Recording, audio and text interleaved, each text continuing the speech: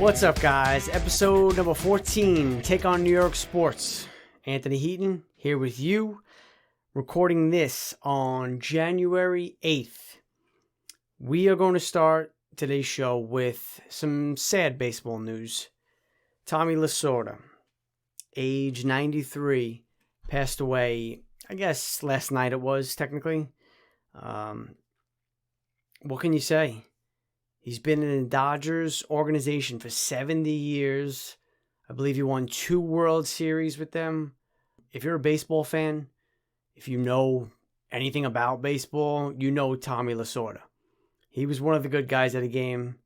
And, God bless. 93 years old. Had a great life. Did a lot of great things for the game. And he will be missed. Now, let's get to the New York Mets. Stevie Cohen. He always said he's in it to win it. Now, we know about his money. We know about all that, but he hired Alderson back, and we know he's a great baseball guy. And they pulled off a heist. I mean, they basically stole Lindor and Carrasco from the Indians. Now, if you're the Indians, you know you're not re-signing Lindor after this year anyway. He's only under team control for 1 more year. So with arbitration, he'll make $18 million or whatever it is. But, I mean, you don't want to hold on to him for too long if you're the Indians, because, things can change. The financial landscape especially can change. And the Mets, would they give up? Rosario? I forgot who else. And there was 2 minor leaguers, and all I know is Carrasco is a big part of the deal as well. He close to solidifies their rotation. Syndergaard coming back from Tommy John surgery. Once he's healthy, okay, he plugs right into your number 2. That's fine. But I think that's sometime around June they're expecting him. So if you got, obviously, DeGrom number 1, and you could put in Carrasco/Stroman, then you got a real good top end of the rotation. And like I said, when Syndergaard comes back, boom, you're able to move Lugo back to the pen where he was so dominant. So, again, don't underestimate Carrasco in this trade for them. And he only makes $12 million, I think, over the next 2 years, per year. But Lindor, he's 27. He's a world-class talent, great defensive shortstop. And, he had a down year last year, but just like everybody, you throw last year away. The shortened season, everything that was going on. He's a stud. He really is. And now with Cohen's money, they're going to re-sign him, whether it's to an extension now or at the end of this season. And he's going to be your shortstop for the next... What he's going to get? 8-year deal, 9-year deal. And hey, now that lineup is, that much longer. And there's still talks that they're not done. More free agents now, I think, with Springer, maybe Trevor Bauer. But I think Springer's the big one. They've always been linked to him from the beginning. And if they can plug him into center field and at the top of that lineup, forget it. I mean, if that pitching does what it's supposed to, and that offense does what it's capable of, the Mets can be a good team this year, a real good team. And, the Nationals, you don't really know what to expect from them. Obviously the World Series 2 years ago, and then kind of a dud season last year. Phillies, did they bring back Real Muto? His market doesn't seem to be going anywhere. Do they bring back Didi? I don't think so. So they're pretty much a question mark. And the Braves, the division winners, and they're a solid team, real solid team. And they added Charlie Morton to that rotation as well. So, this could be a 2-team race. But, hey, as Met fans, what more can you ask for? Cohen comes in, buys the team, trades for one of the top, I wouldn't put him any lower than 3, one of the top 3 shortstops in the game. And boom, instantly you're better. Didn't give up much to get him. And that's it. Rock and roll on to the next piece and see what you can do. Another bit of news on the baseball front. This, I guess, locker room attendant for the visitors clubhouse for the Angels. Bubba Harkins was his name. Supposedly he came up with, or whatever, had access to this foreign substance. Now, we all know about the pine tar and the resin and all that stuff and everything, to get a better grip, whether it's a grip on the baseball for pitchers, the grip on the bat. But he got fired from, I guess, the Angels, and, now he's suing. He wants $4 million, lost wages, wrongful firing, whatever. And he basically threw Cole, Verlander, and Scherzer right under the bus. And apparently there's a text message from Garrett Cole when he was with the Astros. I believe it was last season. The last full season that he was with them. And it was something to the effect of, hey, Bubba, it's Garrett Cole. Can you get me out of this sticky situation with like a, winky face emoji? And he was basically saying, hey, I need some of that stuff. I heard about you. What can you do for me? Now, if hitters are cheating, if pitchers are cheating, I mean, not to say that you want to just overlook it, but I mean, I don't know. Do you kind of chalk it up to, okay, that's it, we're equal now? I don't know. I don't know the way to look at it. Would you rather these guys have less control of 100-mile-an-hour fastballs? It's a tough situation, and when this happens and a guy loses his job, he's going to try and recoup some, whatever salary or anything he can get. He's going to throw everybody under the bus. And, so that's where it is. I don't know if any sort of suspension or fine or anything is going to come of it. I'm sure MLB will look into it, just like they do everything. But, you see these pitchers all the time, adjusting their cap, reaching for the bill, wiping their nose, their neck. It's one of those things that's been around baseball forever. And, does it give him an edge? I guess, with this whole spin rate and, all the sabermetrics and all that sort of stuff. But again, we'll see what develops there. Could be nothing. But again, he named a bunch of other pitchers too, but Cole, Scherzer, and Verlander were the big 3.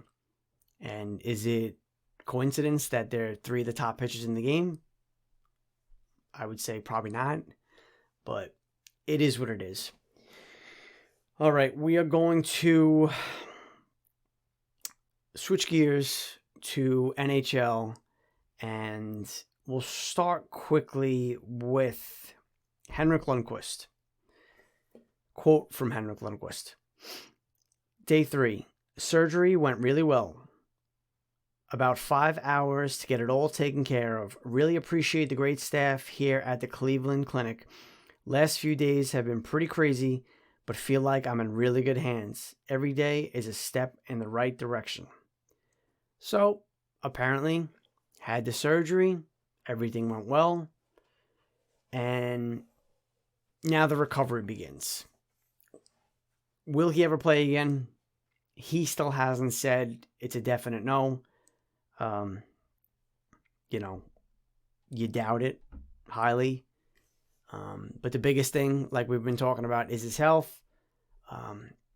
He came through the surgery good, which is a plus. And, now we hope for the best. The NHL season is actually less than a week away, which is, thank God. That's all I can say. Off to a little bit of a bumpy start, which is to be expected.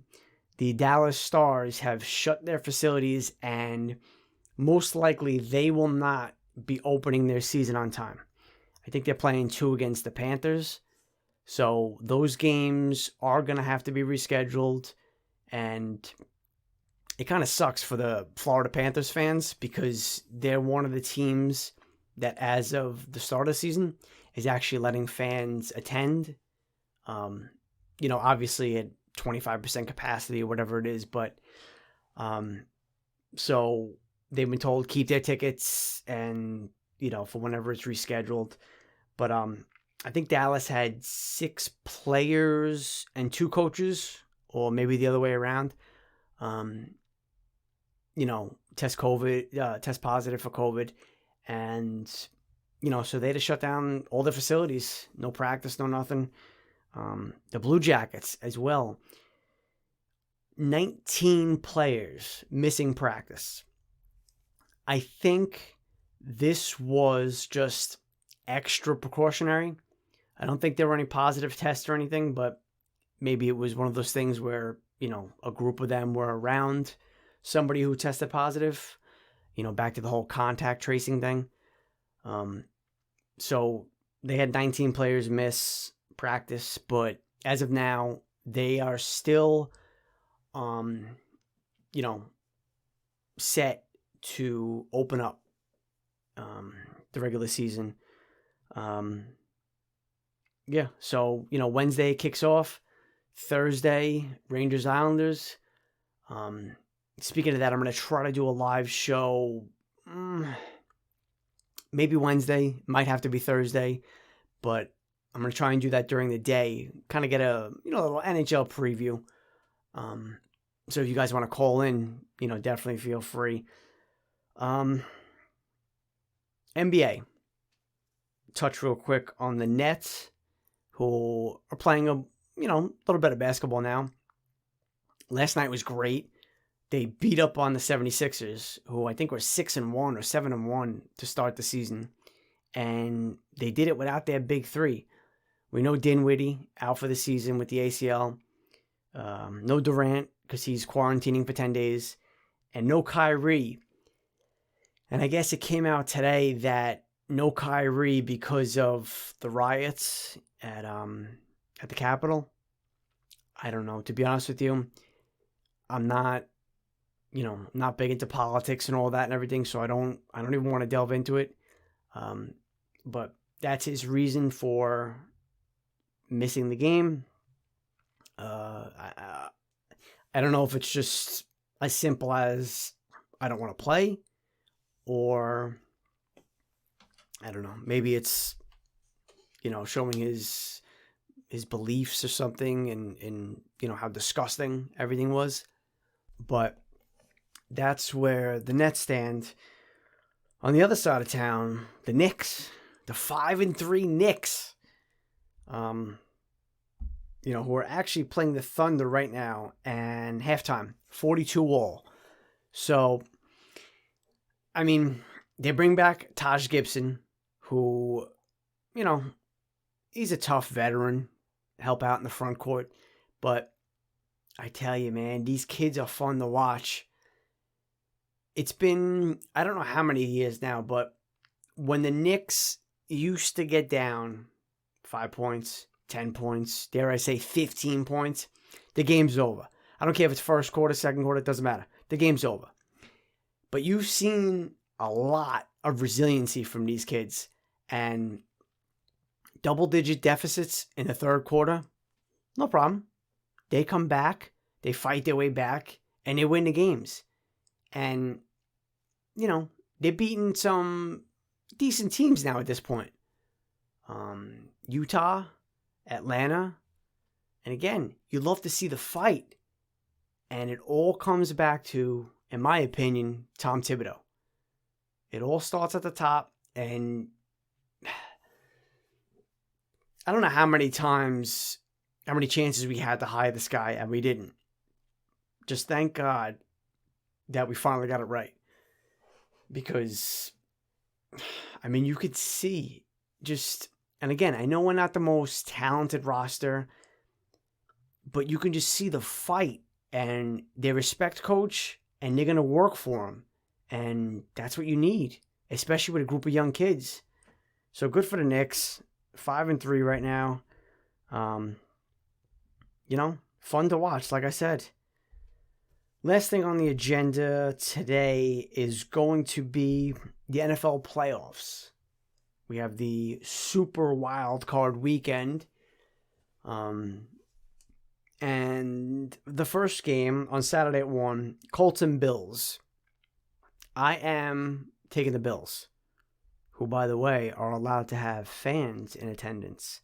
So I guess Cuomo's using this as the guinea pig to see, Citi Field, Yankee Stadium, to allow fans once baseball season comes around. I don't know what his plans are on the indoor seating, the indoor stadiums, the arenas for the NHL, but that's another story.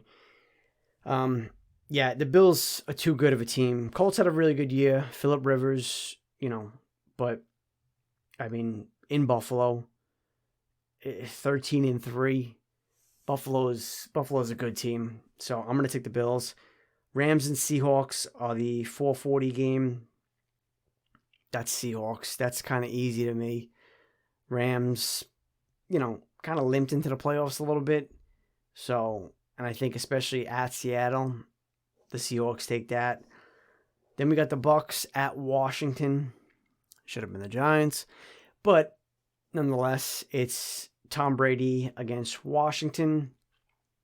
Brady in the playoffs. Enough said. Tampa wins that game. Then the Sunday games, Baltimore at Tennessee. Now, that's probably going to be, I think, the closest game out of all 6 games this weekend. I think Tennessee squeaks by the Ravens, but it's kind of a toss-up for me. But my pick will be the Titans, even though apparently the road team is 4-0 in these matchups between these two teams in the postseason. But I think that trend will change. The 4:40 game on Sunday, Bears at Saints. The Bears don't have a chance. This is probably the easiest game to call. Saints are just way too good, way too complete of a team. Browns and Steelers are the last game Sunday night. Can the Browns win? Yeah. Will they? I don't think so. I think Pittsburgh, Ben Roethlisberger in the playoffs. I think, even though they've been stumbling as of late, I think Pittsburgh takes that game. It'll be close, but I think Pittsburgh comes out with the victory. And then on to the next round. And, we'll see what goes on from there. But lots of good football this weekend. Lots of, NHL preparations being made. And, we can just hope that the season runs smoothly. And, let's get through the 56 games. And for the Rangers, can we name a damn captain already? Please. It took the Bruins about 10 seconds to name a captain after Chara left and signed with Washington. Please. Just, you know what? I don't even care at this point. If it's Kreider, if it's Mika, give it to freaking Jack Johnson for all I care. Just name a captain, please. I don't know why it irks me so much, but it just does. It's been too many years. We're the Rangers. Come on. We're not some, crap-ass organization.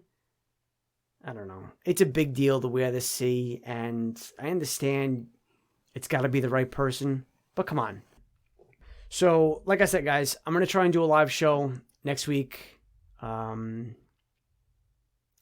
not sure which day yet. I'd like it to be Wednesday, but it might be Thursday. So that'll probably be the next time you hear from me. Just, follow me on Twitter, Instagram, Take On NY Sports, and, stay up to date that way. And, hopefully we get, some good hockey in the first week here. All right. Until then, guys, be well.